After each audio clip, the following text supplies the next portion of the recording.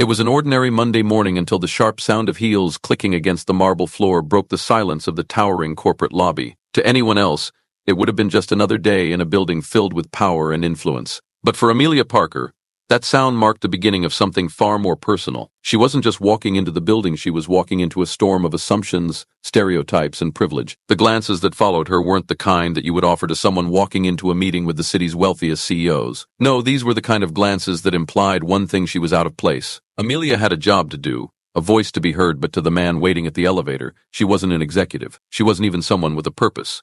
She was just a black woman, standing in the lobby, someone who had no business being there. But today, things were about to change. Like and subscribe to Stories Unfolded for more powerful stories that challenge the world we live in. Amelia Parker stood tall as she waited for the elevator doors to open. Her posture was poised, her suit impeccably tailored, her expression calm yet focused. On any other day, she would have appeared like any other corporate executive, confident, self-assured, and ready to take on the world. But today, the glare of judgment was hard to ignore. The rich, marble-floored lobby of the headquarters was filled with men and women in expensive suits, their faces buried in their phones or briefcases, hardly sparing a second glance for anyone around them. Yet, when Amelia entered, it felt as though the entire room had paused. Whispers floated in the air like a soft breeze, people eyeing her with subtle, dismissive glances. And then, there was Vincent Hayes. Vincent was the CEO of Hayes Industries, a multi-billion-dollar corporation that dealt in tech, real estate, and more. A man who had built his empire from the ground up, but one who was well known for his arrogance and belief that the world operated around him. To Vincent,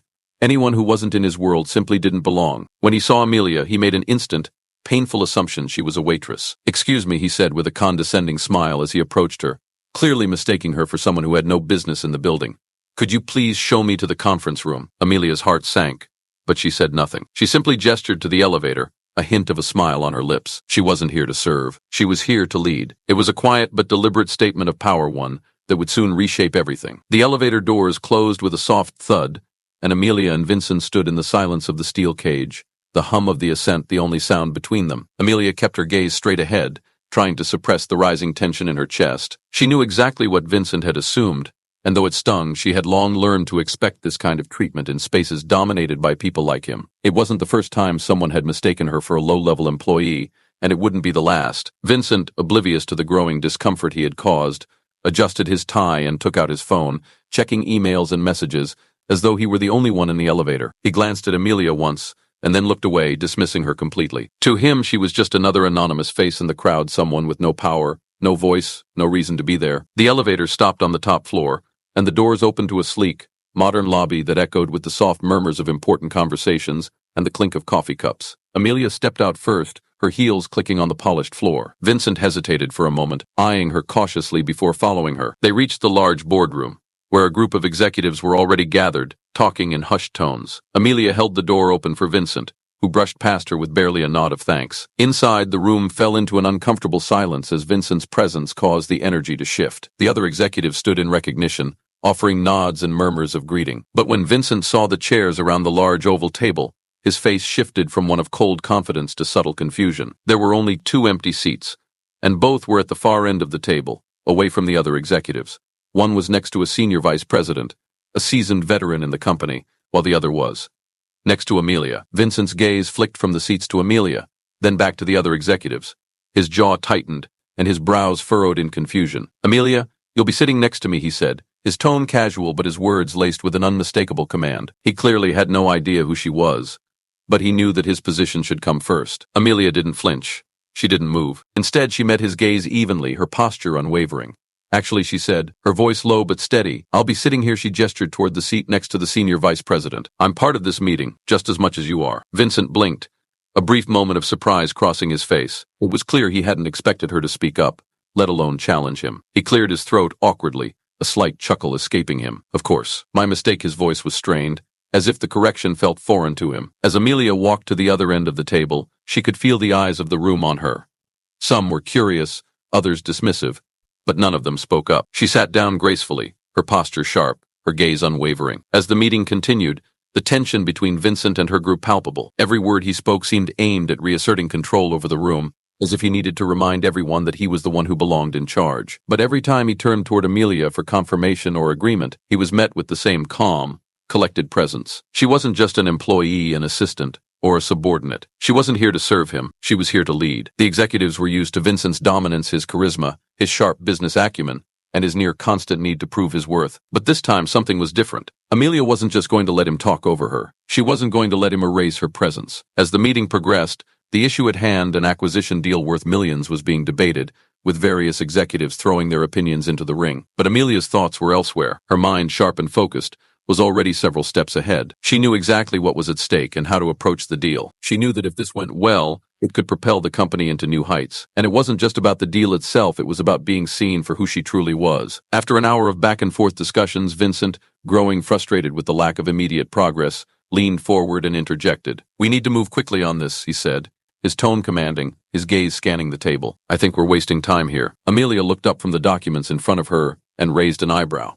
"If we rush this, we risk missing key details. A deal like this needs to be handled with care, not speed," she replied, her voice calm but firm. Vincent's eyes narrowed, a flicker of irritation flashing across his face. He wasn't used to being challenged in meetings, especially by someone he didn't even consider an equal. "I think I know how to handle a business deal." "Amelia," he said, his words dripping with condescension, "perhaps you should leave the finer details to the people in charge." The room went silent. Everyone knew what was happening. Vincent was trying to assert his dominance, to remind Amelia of her place. But Amelia wasn't going to back down. Not now, not ever. She held his gaze steadily. "The people in charge," she echoed, a slight edge to her voice. "If you're referring to those of us who have earned our positions through hard work, strategy, and understanding of this company's values, then yes, I would say I am one of the people in charge." She didn't raise her voice, but the power in her words was unmistakable. Vincent stammered for a moment, unsure how to respond.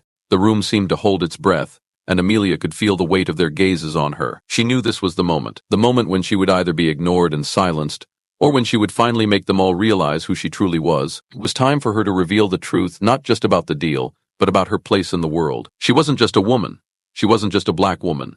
She was Amelia Parker, and she wasn't going to let anyone, not even Vincent Hayes, define her worth. "Let's move on," she said finally, her voice cutting through the tension like a knife. "I believe we have a deal to close." The room seemed to exhale in unison. Amelia had just made her stand, and as she continued to speak with clarity and authority, the first crack in Vincent's armor began to form. The game had changed. The meeting continued. But something had shifted. For the first time, Vincent Hayes was no longer in control. Amelia's words had landed with precision, causing him to rethink not only his approach to the deal but also to her presence in the room. It was as if a veil had been lifted, and suddenly the power dynamics were clear. Amelia wasn't just an outsider, she was an equal, a force to be reckoned with. Minutes passed in tense silence as the discussions resumed, but Amelia could feel Vincent's eyes lingering on her, the weight of his unspoken thoughts heavy in the air. He had always been the one to command respect with a single glance, a single word. But now Amelia had taken that power from him silently, without making a scene, without raising her voice. And it wasn't just about the deal anymore. It was about something deeper, a question that had been bubbling inside Vincent for years: what happens when the world stops letting you control it? The deal, once a simple transaction for Vincent, became a battleground for something more personal.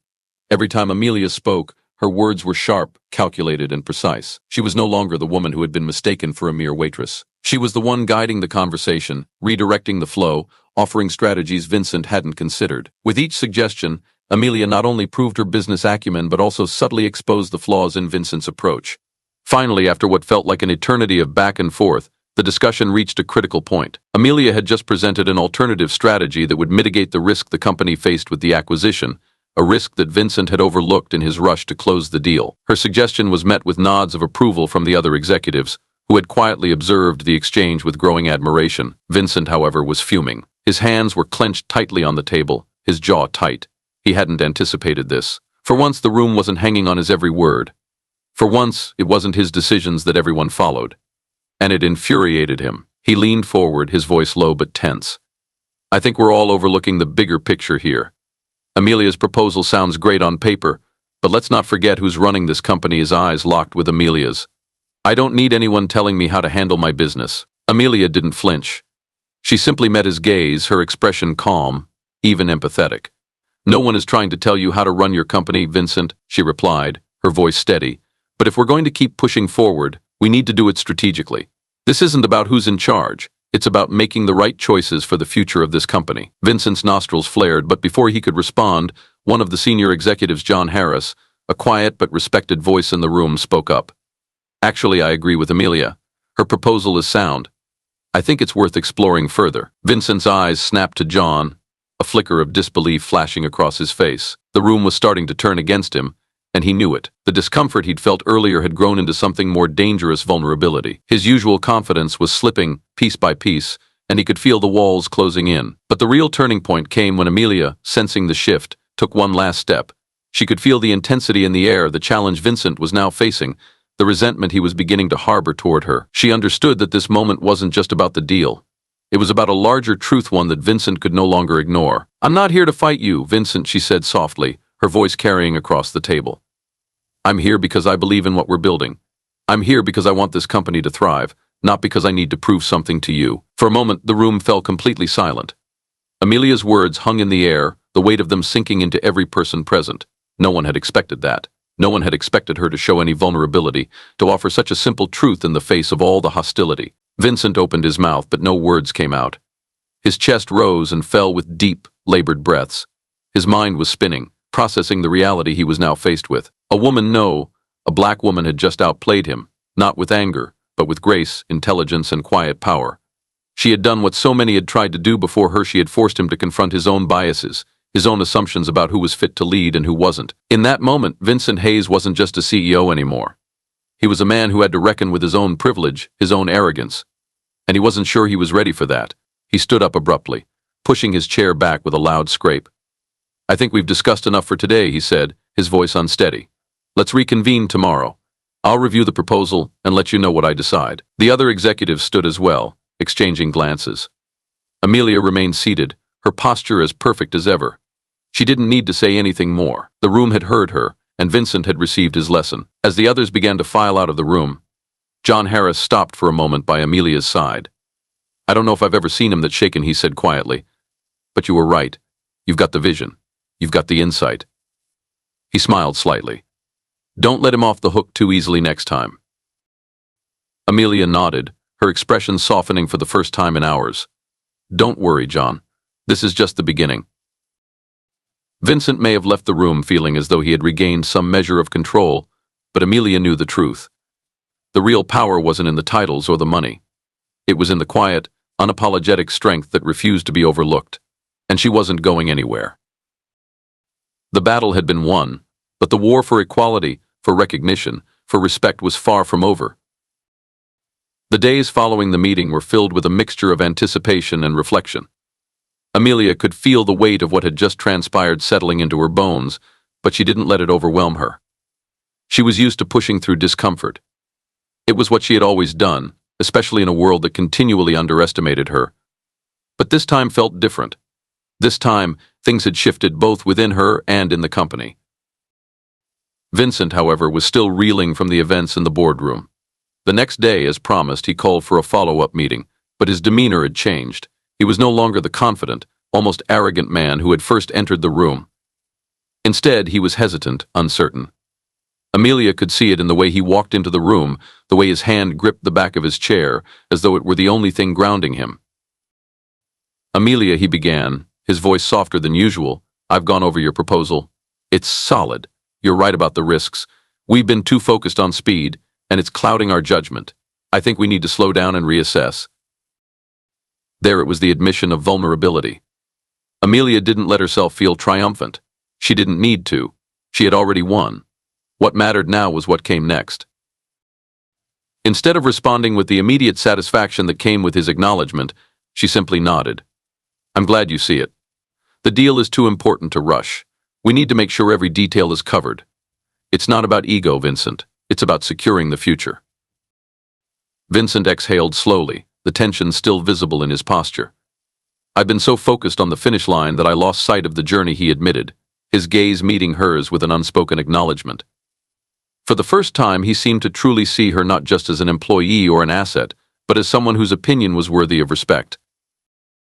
Amelia could feel the change in the air. It wasn't a complete transformation, no, that would take time, but it was a start, and sometimes that was all that was needed. The rest of the meeting went smoothly, with the executives now more inclined to listen to Amelia's insights. There was an unspoken shift in the room. They didn't see her as just the woman who had been mistaken for a waitress, nor did they see her as a token employee. They saw her for what she was: a brilliant strategist, a leader with vision, and someone whose voice held weight. For Amelia, This moment was both a victory and a reminder. It wasn't about winning the argument or proving a point, it was about claiming her space in a world that constantly tried to make her shrink. She had always known her worth, but today, others were beginning to understand it too. Over the next few weeks, Vincent's behavior continued to evolve. He began seeking Amelia's advice on several key decisions, asking for her input in meetings, and even going so far as to publicly acknowledge her contributions during a company-wide announcement. It was subtle, but it was there the shift in how he viewed her, and perhaps more importantly, how he viewed himself in relation to her. The power dynamics in the boardroom had irrevocably changed. But the most telling moment came during a one-on-one conversation between Amelia and Vincent in his office. He had called her in to discuss the final details of the acquisition, but when she sat down, he didn't immediately dive into business. Instead, he leaned back in his chair, a thoughtful expression crossing his face. "Amelia," he began, his voice careful, "I've been thinking a lot about what happened the other day, about how I treated you, and honestly, I'm embarrassed." Amelia raised an eyebrow but didn't speak. She had always known Vincent's pride was one of his most defining traits, so hearing him admit his mistake was unexpected, to say the least. She waited, letting the silence sit between them. "I've spent my whole life believing that leadership is about control, that it's about being the loudest voice in the room, the one everyone looks to for answers," he continued, his eyes fixed on hers. "But you've shown me that it's about something else entirely. It's about listening, about understanding the people around you, about respect, and I've been so focused on being the one in charge that I forgot what real leadership looks like." Amelia nodded slowly, her expression unreadable. "Real leadership doesn't come from a title, Vincent. It comes from the ability to inspire, to empower others to be their best, to recognize the value in people, regardless of their background, and to support them in their growth." Vincent took in her words, his gaze softening. "I've been wrong, Amelia. I see that now. And I want to make it right, not just with you, but with everyone who's been overlooked, underestimated, or dismissed. I don't want to lead out of fear anymore. I want to lead with humility." It was a moment of reckoning for Vincent. Amelia could see it in his eyes, the struggle to reconcile the man he had been with the man he was becoming. She didn't feel the need to offer forgiveness, not because she hadn't already moved past it, but because forgiveness wasn't what mattered. What mattered was that he had learned, that he was changing. "I appreciate your honesty," Vincent, Amelia said, her voice calm, yet firm. "But change isn't something that happens overnight. It's something you have to commit to every day, and it starts with understanding that everyone at this table, everyone in this company, has something to offer. We all deserve respect not because of our title or the color of our skin, but because we're human." Vincent nodded, visibly taking in her words. The silence between them wasn't awkward, but rather, it was filled with understanding and unspoken recognition of the road ahead, both for him and for the company. As Amelia left his office that day, she felt a quiet sense of peace. She had fought not just for the deal, not just for her career, but for something far greater, the recognition of her worth and the dignity of every person who had ever been dismissed or belittled. And while this moment of change may have been small in the grand scheme of things, it was one step closer to a world where people like her no longer had to fight to be seen. In the weeks that followed, Amelia's influence within the company grew. She was no longer just a brilliant strategist working behind the scenes, she was a leader, a voice that mattered, and with every decision she made, she carved out space for others like her. Vincent, for his part, began to change too. He started to listen more. He sought out the perspectives of people who had always been overlooked, and though his transformation was slow, it was real. The company began to flourish under his more inclusive leadership, and Amelia found herself in meetings where her voice was no longer the only one that carried weight, but it was still one of the loudest. It wasn't about the deal anymore. It was about the lessons learned along the way. It was about understanding the real power in leadership, not in domination, but in collaboration and respect. And in the quiet moments of reflection, Amelia knew that this was just the beginning of something much larger than either of them had anticipated. The world wasn't going to change overnight, but with each conversation, each act of respect, the walls of prejudice began to crumble, one brick at a time. And with that, the future suddenly seemed a little brighter. The company was buzzing with activity, the boardroom once again filled with the hum of important conversations, ideas flowing freely, and the inevitable tension of negotiations. But beneath the surface, something more profound was at play. The shift in dynamics had been subtle yet undeniable. and everyone in that room could feel it. Vincent Hayes, once the undisputed leader, was no longer the unquestioned authority. Amelia, whose presence had once been dismissed as secondary, had become a force to be reckoned with. It was during a particularly heated discussion about a new corporate initiative that the true test of their evolving relationship would unfold. Vincent, still grappling with the complexities of his newfound humility, had proposed a strategy that, though ambitious, lacked the foresight necessary to ensure its success. Amelia, ever the strategist, immediately saw the flaws in his plan. She had been keeping a close eye on this initiative, understanding that its failure could set the company back significantly, and as much as she had grown to respect Vincent's progress, she couldn't afford to let this slip by. "Vincent," she said, her voice cutting through the noise of the meeting with surprising sharpness, "I have to disagree with your approach on this. The initiative is too risky without proper contingency planning. We're putting too much on the line without addressing the potential fallout." The room fell silent, and every eye turned toward her. Vincent's face hardened, the old instinct to control rising up within him. His jaw clenched as he looked at Amelia, but there was no denying the change in his response. Gone was the defensive dismissal he might have offered in the past. Instead, he sat back in his chair, his eyes narrowed, as if weighing her words. "I think you're being overly cautious, Amelia," he replied, his voice steady, but there was an undercurrent of frustration. "This is a bold move. We've been playing it safe for too long. Sometimes you have to take risks to move forward." Amelia's gaze never wavered. "I'm all for bold moves, Vincent. But this isn't about being bold, it's about being reckless.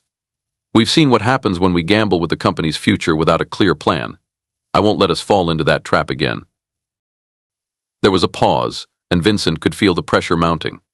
His pride pushed him to argue back, to insist that his vision was the right one. But deep down, he knew she was right.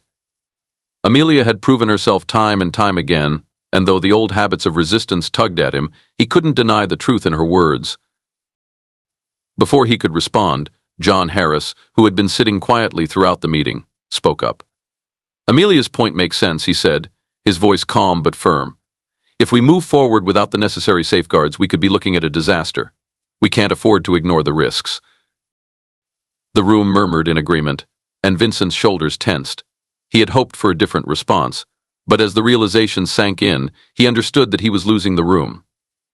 It wasn't just about Amelia anymore, it was about the broader view of leadership, one that valued foresight, responsibility, and the well-being of the company over short-term gains.